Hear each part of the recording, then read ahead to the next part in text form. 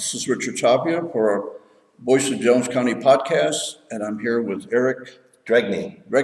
Yep. Yes, of the Innovation Lab here in Monticello. Pretty innovative idea. It's been around here for a while, but somehow I didn't catch wind of it. And so, We snuck in here. yeah. And so, Eric, tell me a little bit about yourself. How did you get to where you were at to Monticello? Sure. Well, I have a background in business, about 20 years in retail. I have a little background in philanthropy, so some experience in the nonprofit world. And those have come together here where this is the Innovation Lab is part of a nonprofit organization that has a mission to foster creativity and innovation. And we launched a innovation lab in Dubuque, Iowa in 2018. And that was going really well.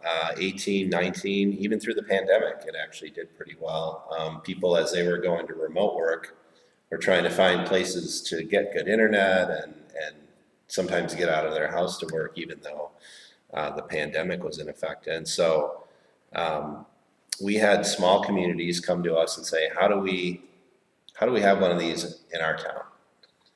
And we didn't really know the answer to that, but we thought it made sense that a rural community would want to foster creativity and innovation in their community, which matches our mission.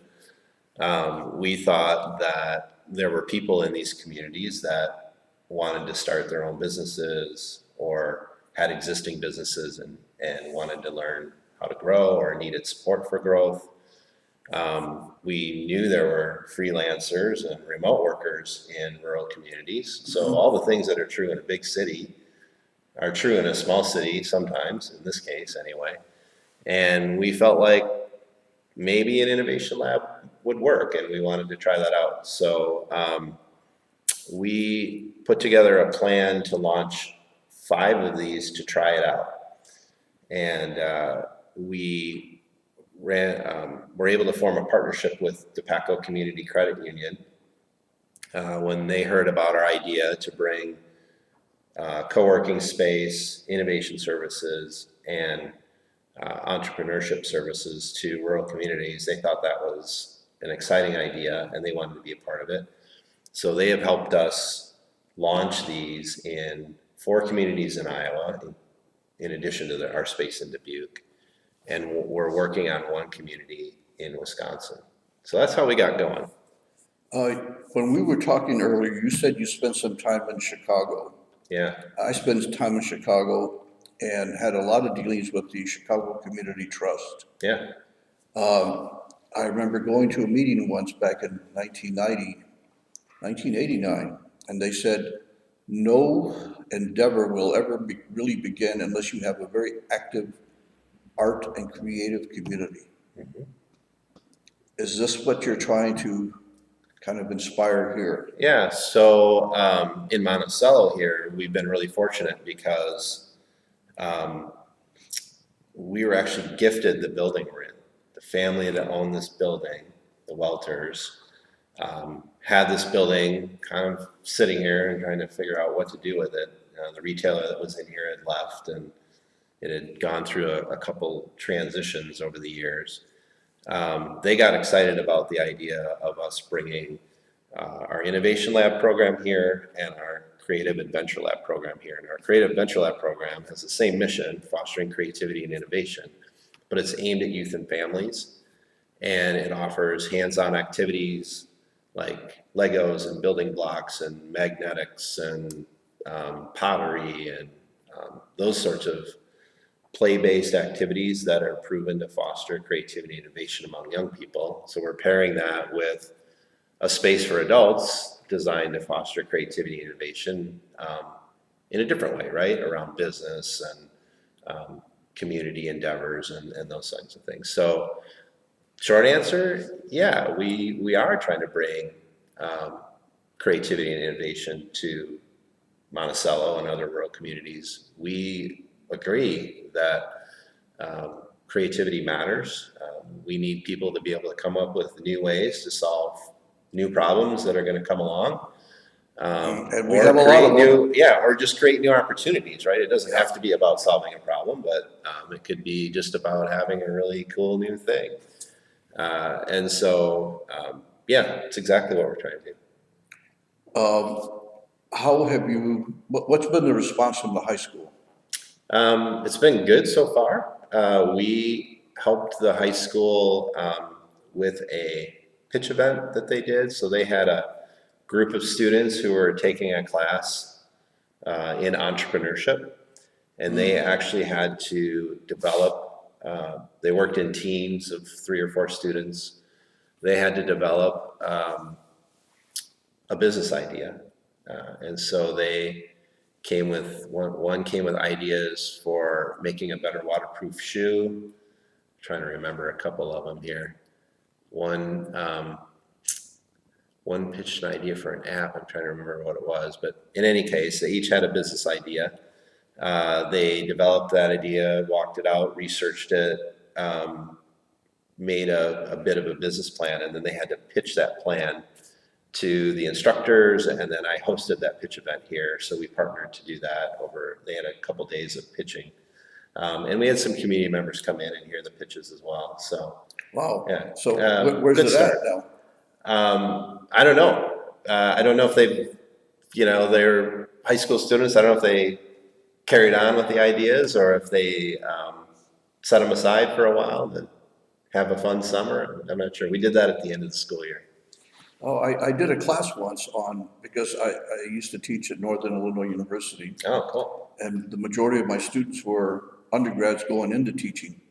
And so I used to have them bring in 3 found objects, and I said, I want you to transform these into different things Sure. and document from the process. Yeah, yeah. And they asked, well, why are we doing this? I said, because education needs new ideas. And you have to spark that interest in your brain. Yeah.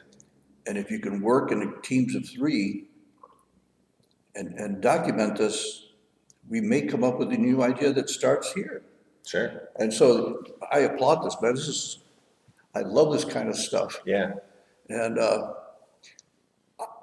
have you gotten any people that are involved in farming come in and said, I have an idea? Not yet. Well, I shouldn't say anywhere.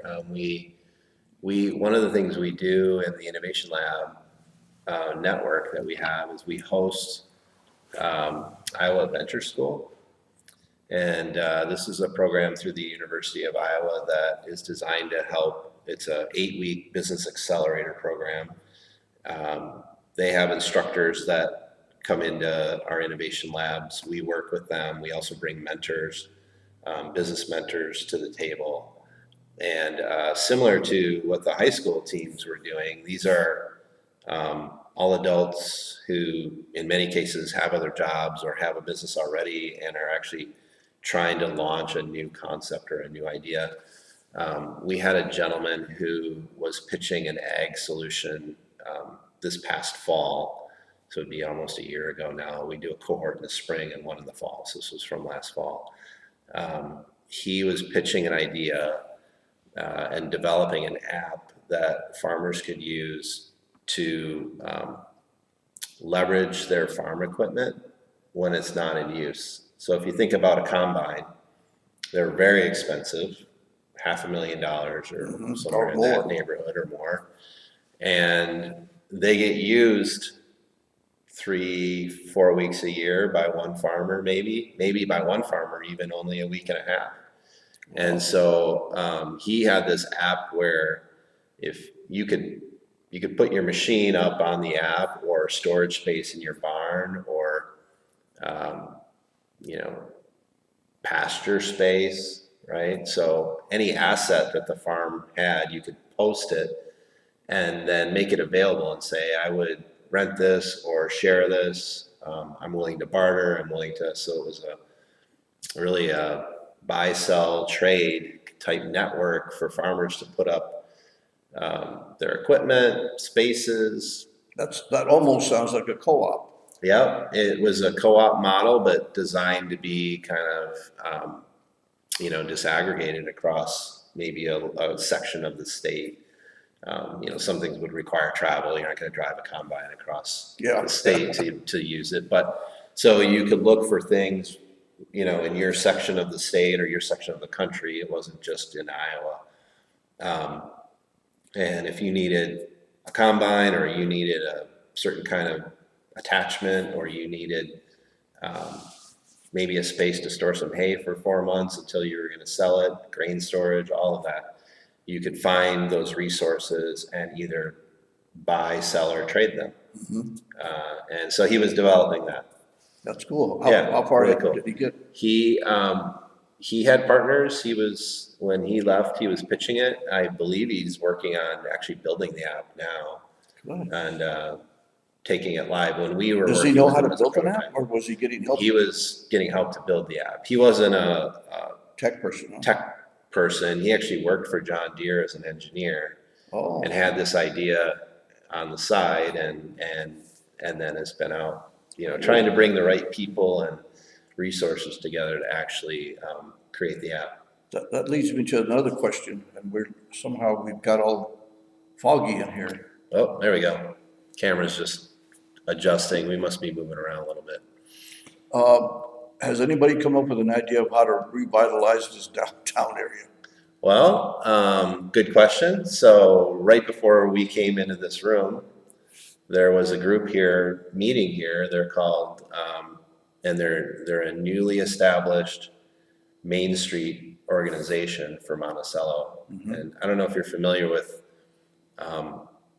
the larger Main Street organizations or not, but there's a national model for Main Street organizations. I was Main aware Street of the one USA. in Iowa. Yeah, so there's Main Street USA, there's Main Street Iowa, and then there are Main Street organizations in communities throughout Iowa. I don't remember the number they have. I want to say it's somewhere in the neighborhood of 50. But the state can designate up to 2 Main Street, new Main Street communities in any given year. And Monticello, just a week ago, was designated a Main Street community. Really? And, yeah. And that group has been meeting here at the Innovation Lab since we opened back in, when did we open now? Back this last spring. So they've been meeting here every week, planning their application to become a Main Street organization. So it's a group of Main Street organizations and stakeholders. In fact, the Community Foundation, the Chamber of Commerce, locally here are involved, but so are local business owners on Main Street and other advocates. They've been meeting in this room, about 15 or 20 people every Friday morning, so they were just here. And How can someone become part of that if they have ideas to pitch? yeah, I don't have their contact info, but I could share it with you later. I don't know it off the top of my head. I think Deb Bowman was here. Yep, Deb's part of it. I don't know if you knew Sherry, but she's part of it. She's with the Community Foundation. So you could certainly reach out to the Jones County Community Foundation. Okay. And Is Ms. Maternack still part of that? I don't know. Okay. I don't know everybody in the group. There, when we first came to I Monticello. would ask the chamber too. Okay. There's a new chamber person. Probably down there. Yeah. When we first moved here, they were having meetings on what is it the community would like to see developed. Yeah. And we went to 2 or 3 of these meetings, but nothing ever became of it. Yeah, I think that might have been, I believe they might have been doing the heart and soul process Yes. at that time. Yes. We weren't around in Monticello then, but I just know of that work from when I was with the Community Foundation in Dubuque. And I know it was happening here in Monticello. And I think one of the things that may have come out of that was trying to have a downtown improvement strategy and trying to become a Main Street organization. So that when you become a Main Street organization, you get access to other support and resources through the state and national chapters. And the designation can bring other resources. So it's exciting they just got the designation and now they're trying to formulate, what to do next and what to do about it. Well, I read online actually, that, what's his name, Buttigieg, there's gonna be funding for rails, rail to trail stuff. Sure. And I hope that somebody Maybe here, there's some trail. I know there's a group working on some trail activity here. really, Yeah. I told them I wanted to work on that Oh, all right. before I hardly could walk, but I mean, Well, I used that's all to, right. I used to ride like crazy. But, yeah, All right. I'll have to, after we're done here, we'll have to, uh, I'll grab your info and I'll just share it with a couple folks. Okay. Say I just talked to you and you're interested in any trail and Main Street work going on. um, I'm committing to you to this right here on camera, so hey, you know, you're signed up. I'm ready. I have this friend from, church, and we talked about what Monticello needs is a good cigar store, Oh, sure. a cigar bar, Yeah, and it would be by membership. It would have men's nights, women's nights, and then mix yeah, at the end of the week, and it wouldn't have to be open 7 days a week. yeah, And then the hours would have to be extended, but it would be on membership. yeah, But it would be a place where you would feel free to talk about any kind of subject. yeah, It'd be like Las Vegas, whatever said here Yeah. stays here. yeah. And it would be a BYOB, you bring your own bottle, and Okay. we'd store it in a little cubby Yeah. hole or something. What do you think What do I think? about? Well, if you came to me with that idea, um, you know, we could help you think about how to learn whether the idea has any legs. So one of the things we do here at the Innovation Lab is we coach people with ideas like that. A lot of times we have you start by doing what we call customer discovery, where you go out and interview 30 or 50 people and you ask them what they're, you don't say, should I have a cigar bar? No. Right? You say, what's your interest in cigars? How often do you smoke cigars? Where do you get them now?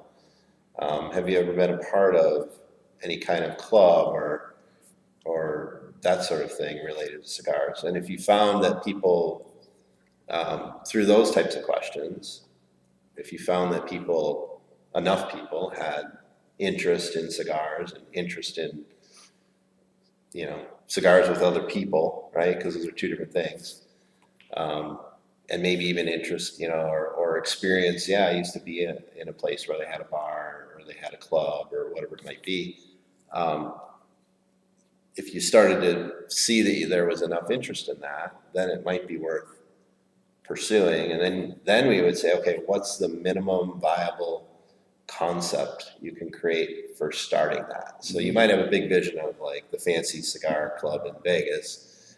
We may not be able to. I had more like a small place Yeah. where you could sit in the back, watch football or baseball or Yeah. basketball games and smoke your cigar Yeah. in the privacy of your own.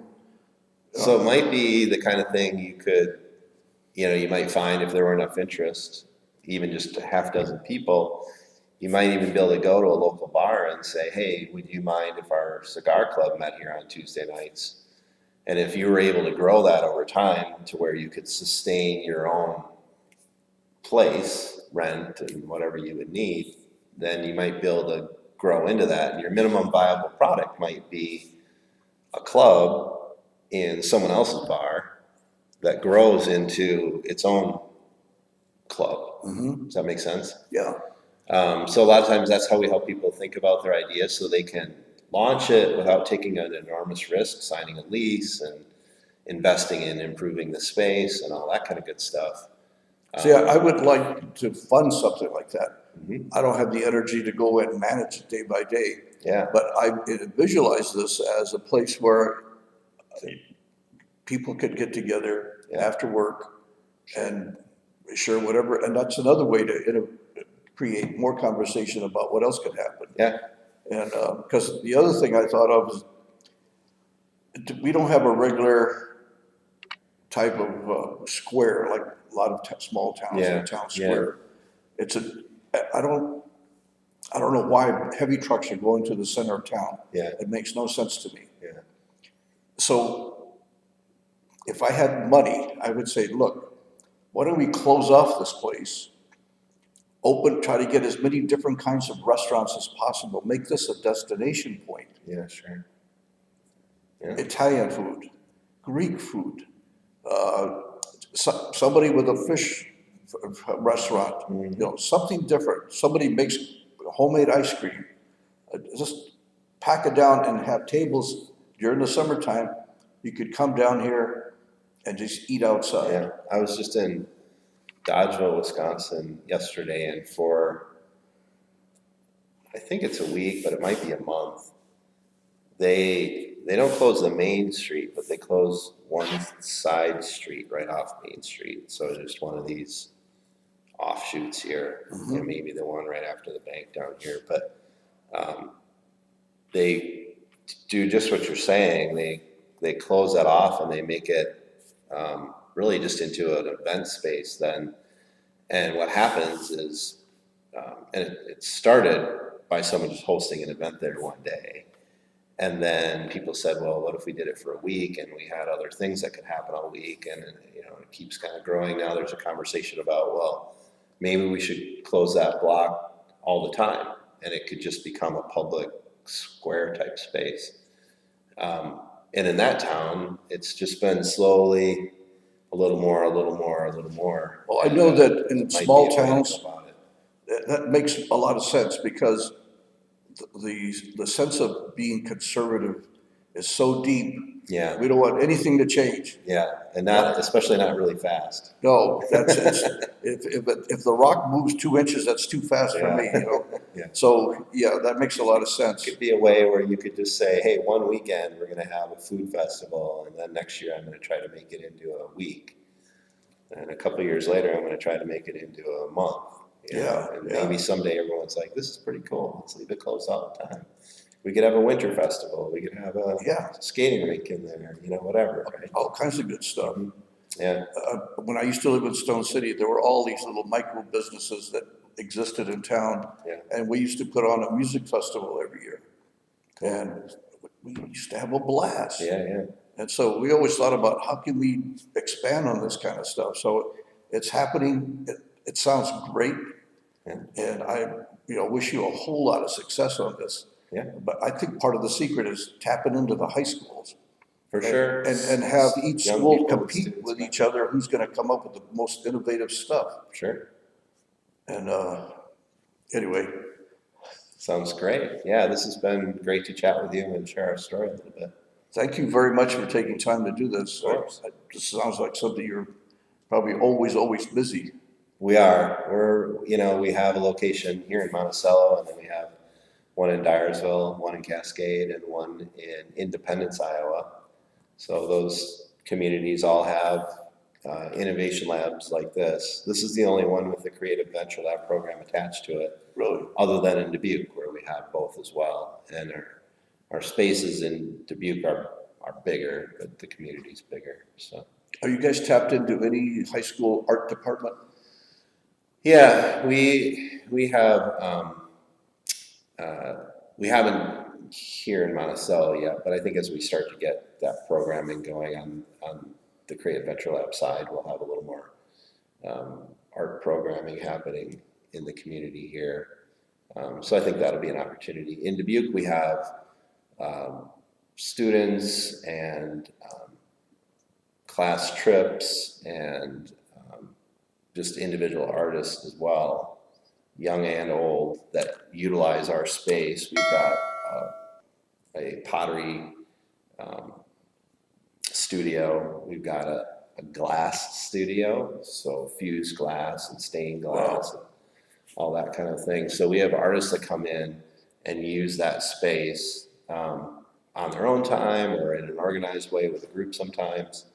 And we have classes and that sort of thing. So we won't have that to start with here, but we will. We have it going there, and we're going to learn what works here. Great. Yeah. Thank you very much. Yeah. Great to meet you. Yeah. Thanks for having me. Yeah. I feel like I want to come back again if you have time.